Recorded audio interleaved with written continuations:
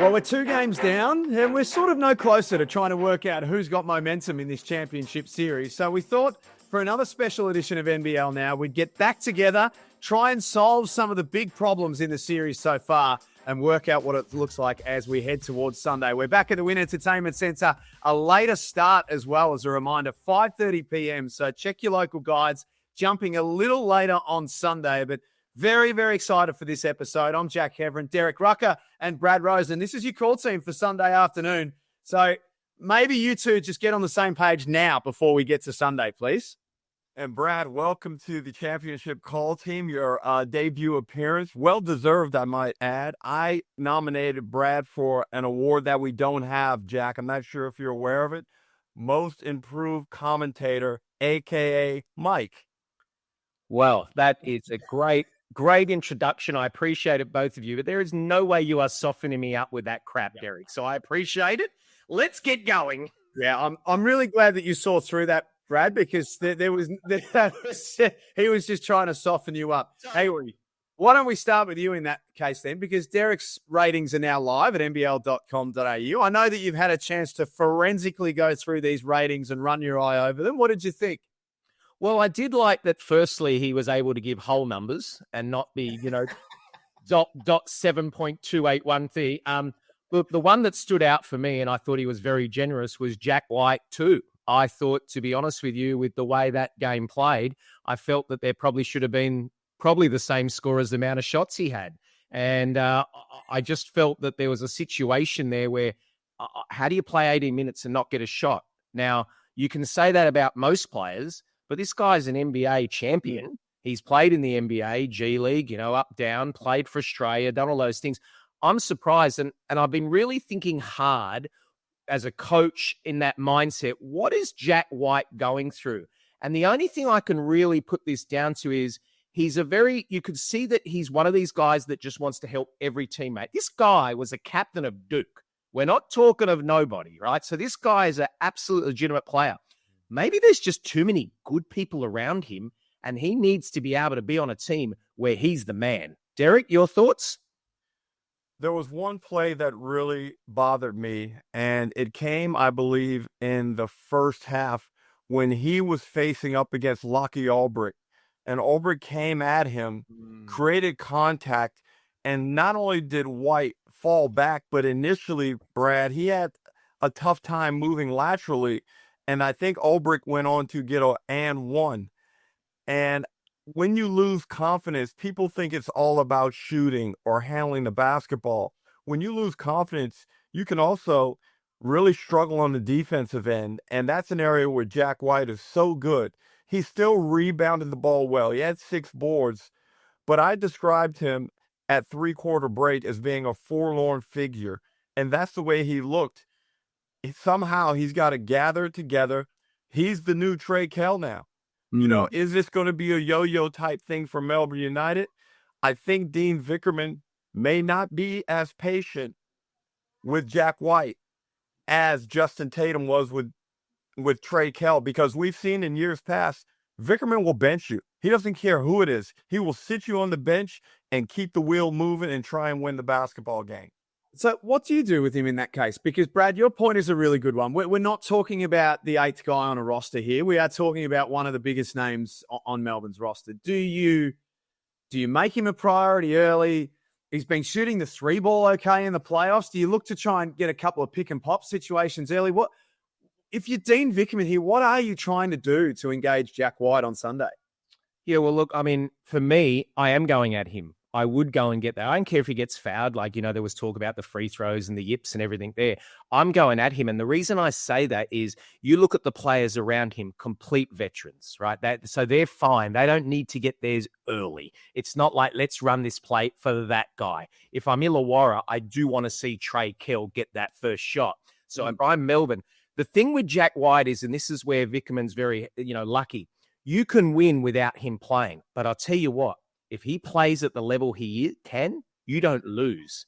And that's the gamble that you've got to take when you're Vickerman and say, right, Dean, let's go to this guy. Let's get him early. And you could see guys like Delhi and CG going, yeah, let's go get him early. Once he hits that 1 and 2 shots, then I'm with Derek. He's defending, he's rebounding, he's running the lanes, his athleticism's great, and he could be a real key for Sunday.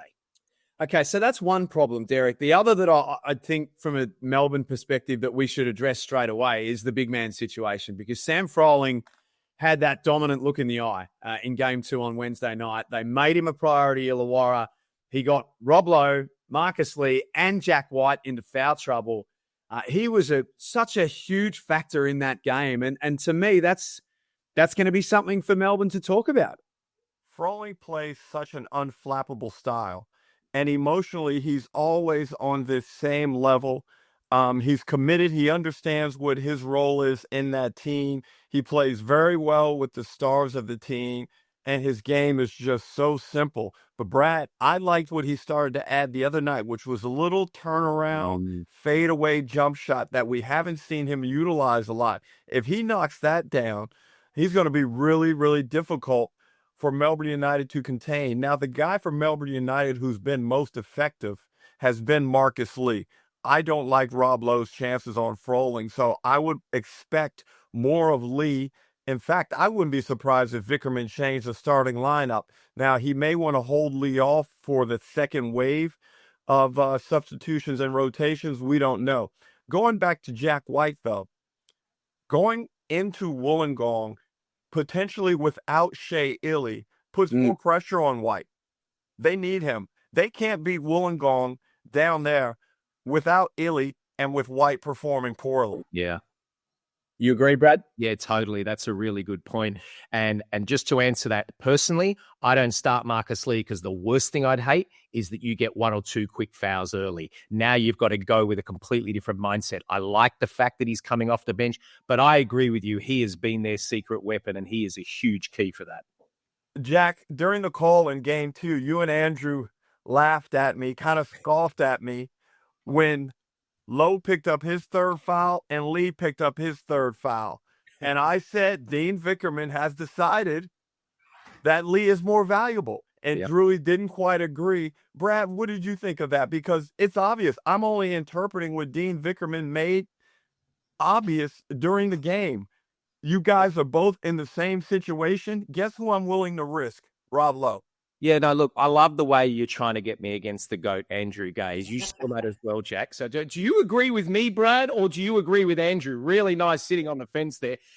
What I do agree with is that Marcus Lee is playing outstanding basketball, and he was a difference maker in Game 1. He certainly was great in Game 2. I love the way Sam Froling was able to do that little fadeaway because he's got to get over the 7-footer with the distance. But there's no question in my mind, Marcus Lee is a game changer. And in this particular team against that particular team, yeah, he's more useful to me than a Rob Lowe, but that's nothing against Rob Lowe. So Trey Kell got a lot of criticism in Game 1 from everyone, and I think justifiably so for his performance. Is the monkey off the back a little bit here? Has he almost wiped the slate clean after what he did in Game 2, or not so much? I'm not so sure, Jack. Look, he played really well. I thought the first half version of Trey Kell was the MVP level Trey Kell. Then in the second half, he got a little bit inaccurate with his shooting, a little bit loose. But you know what I did like? His effort. And I thought that he got a couple of key rebounds. He got on the floor for a loose ball. So it was good to see him still understand that he's willing to do whatever it takes to help his team win.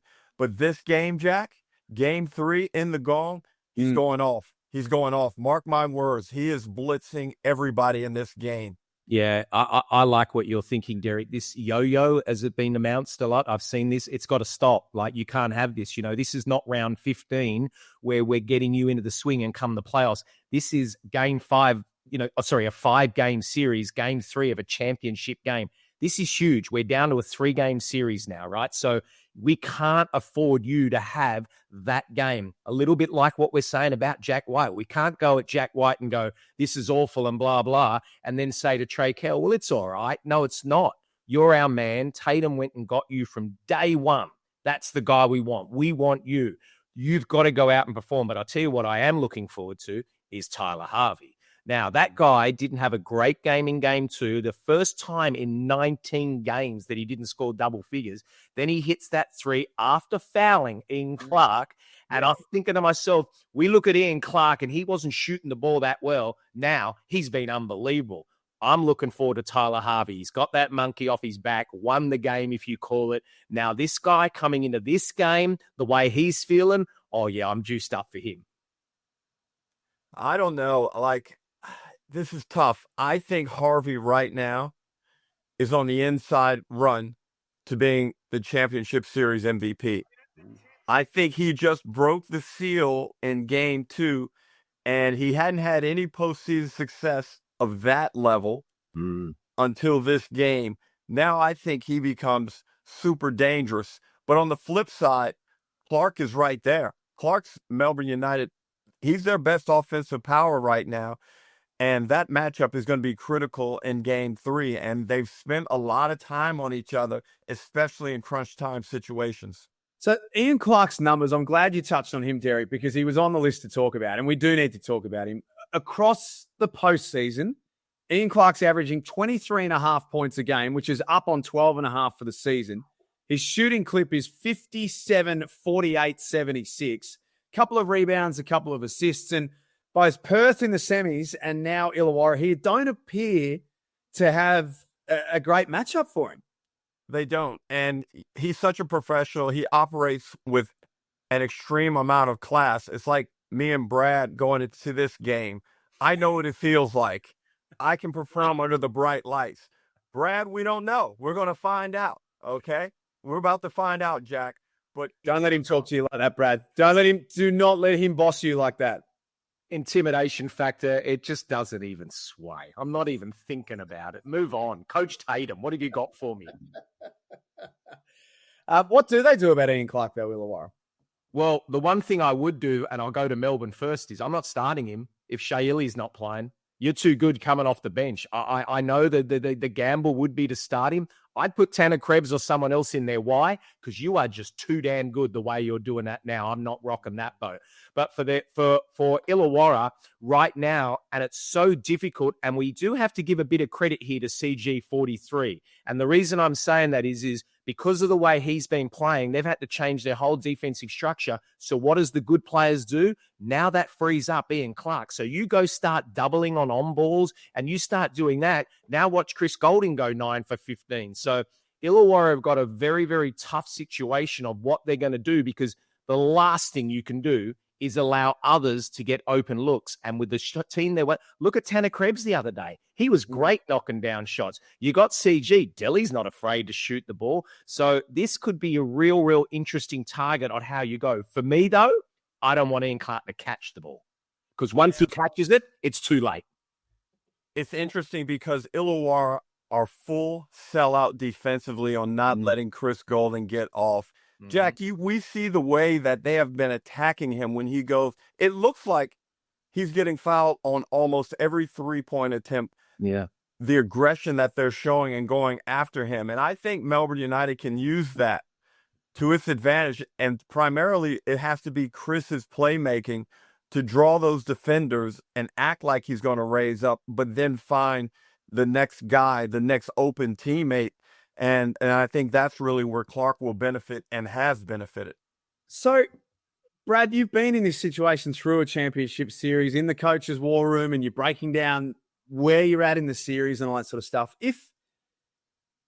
For either team, actually, to be honest, is either team in front in their eyes at this stage? I know the scoreline of the series says 1-1, but would either team be feeling as though they've got their nose in front, or is this genuinely dead level right now? Oh, I think they both feel that they've got the edge. But if I'm looking from the outside in, I'm saying Illawarra's had one bad half, and they can put that to bed in their first championship game, that they just hadn't been involved, and they got done by a very, number one, a great change up by the coach, but number two, a very experienced team. So if I'm Illawarra, I'm feeling very good. I'm feeling very good when I come in here. But if I'm Melbourne, I'm also thinking to myself, I got this, and we know what we've got to do. So it is a real difficult one, but I am swaying more to the Illawarra side. And if I'm the coach of both teams, don't worry. Just play your game. And you always say throughout the year, like if I'm Illawarra, just play with the pace, get up and down. I trust you guys. It doesn't matter who we're playing. We know that if we play our best basketball,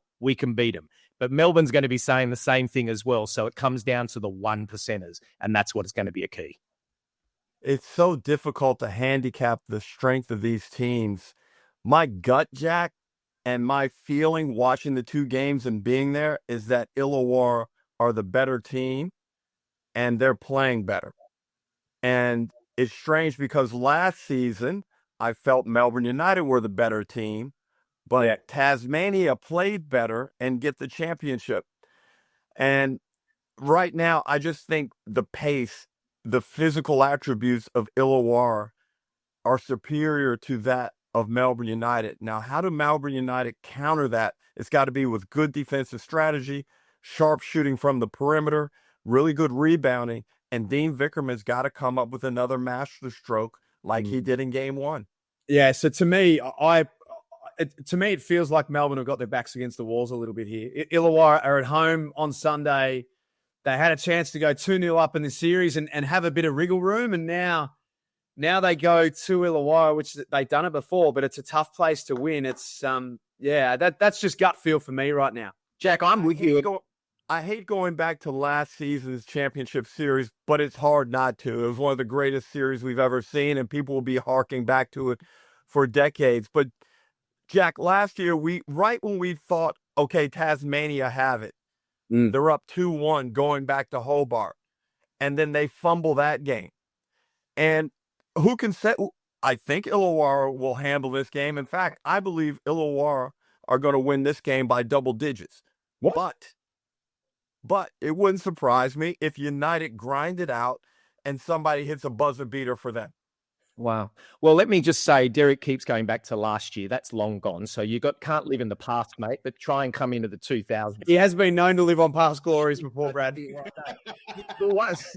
The one thing I say, the one thing I'll say, and I have said this, I honestly believe that no team will lose 2 games in a row for a couple of reasons. One, throughout the year, take away that 5 game that Melbourne lost throughout. Let's forget that. They didn't lose a game for like 2 years back to back or whatever that stat was. Illawarra are very similar. Why? Because they take it to heart when they don't play well. And also, their coaches are fantastic in-game coaches that change things up on the fly. Now, I didn't think Tatum did that in the second half, the one in the first game. But what I do love is when the game was tight in game 2, the mistakes that Illawarra made in game 1, they didn't in game 2, and they came through with the win. And I like that. They've learned. And that's why I think Illawarra are that side. But how many times do we sit here and go, I think this is going to happen, and it doesn't? Melbourne are a damn good team, and I've said I don't see how either team can lose 2 in a row because they're absolutely fantastically coached. Okay, so that said, as we start to wrap it up, has your series prediction changed at all? And importantly, who wins Sunday in the Gong? Well, coming into this, I had a split path prediction where I said it was either Illawarra in 4 or Melbourne in 5. You and Lowry, Jack, I'm speaking to you, bullied me into making one decision, and I went with Illawarra in 4, which would have them winning this game and next Wednesday night in Melbourne. Keep in mind, Brad, Melbourne United have lost their last 3 championship series games at home. Game 3, Game 5, and Game 2. Wow. Look, it's a great question, and I'm going to struggle to go against what I think this is going 5. I've said that since day one. I really do. I still think Illawarra win, but what I'm saying is I think Melbourne fight back tomorrow and get that win. I do then think Illawarra fight back and get it in Melbourne, and we'll see everyone on the Sunday.